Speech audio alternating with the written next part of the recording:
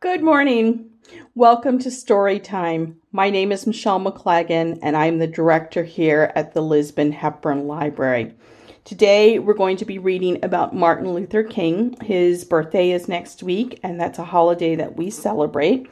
So the book that we're going to read today is called Martin's Big Words, The Life of Dr. Martin Luther King Jr., by Doreen Rappaport, and we are reading this today with permission from Hyperion Paperbacks for Children.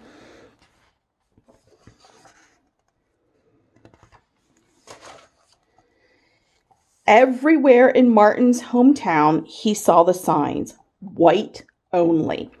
His mother said these signs were in all southern cities and towns in the United States. Every time Martin read the words, he felt bad, until he remembered what his mother told him. You are as good as anyone. In church, Martin sang hymns, he read from the Bible, he listened to his father preach, and these words made him feel good. When I grow up, I am going to get big words too. Martin grew up. He became a minister like his father, and he used the big words he had heard as a child from his parents and from the Bible. Everyone can be great.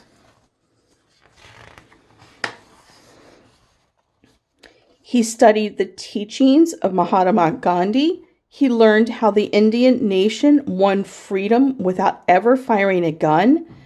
Martin said, "Love when others hate." Hate cannot drive out hate. Only love can do that. He said together when others said separate. He said peace when others said war. Sooner or later, all the people of the world will have to discover a way to live together. In 1955, on a cold December day in Montgomery, Alabama, Rosa Parks was coming home from work.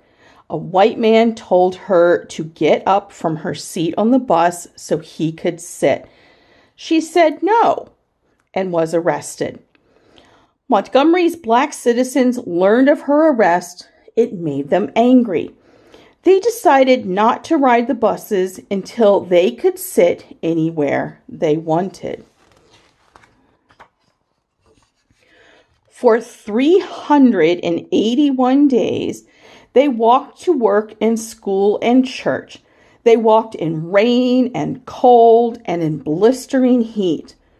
Martin walked with them and talked with them and sang with them and prayed with them until the white city leaders had agreed that they could sit anywhere they wanted. When the history books are written, someone will say there lived black people who had the courage to stand up for their rights. In the next 10 years, black Americans all over the South protested for equal rights.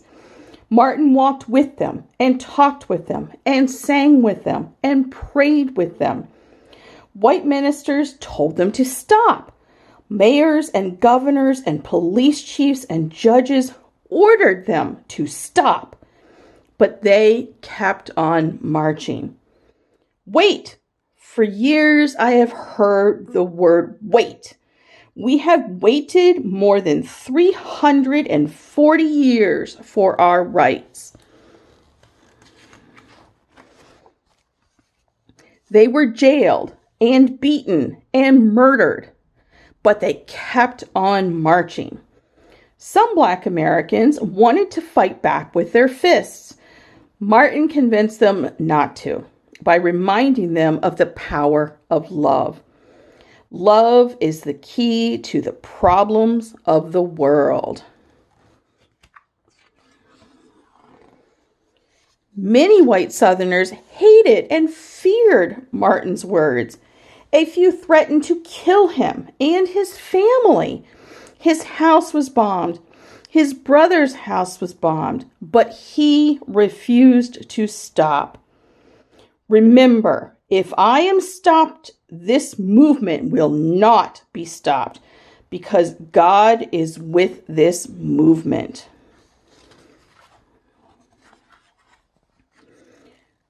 The marches continued. More and more Americans listened to Martin's words. He shared his dreams and filled them with hope. I have a dream that one day in Alabama, little black boys and black girls will join hands with little white boys and white girls as sisters and brothers. After 10 years of protests, the lawmakers in Washington voted to end segregation. The white-only signs in the South came down. Dr. Martin Luther King Jr. cared about all Americans.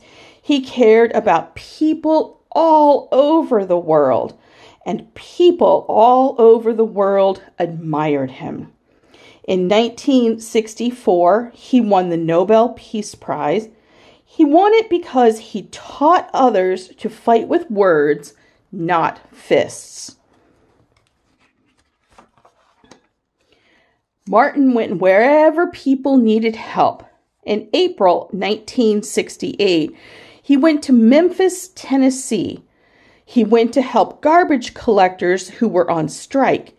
He walked with them and talked with them and sang with them and prayed with them.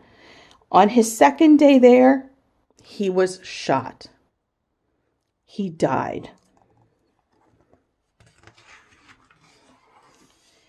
His big words are alive for us today. Freedom, peace, together, I have a dream, love. And that is the end of our story. This book is available at the library. You may borrow the book and take it home and read it. Thank you very much for joining us today for story time, and I hope to see you next week. Bye-bye.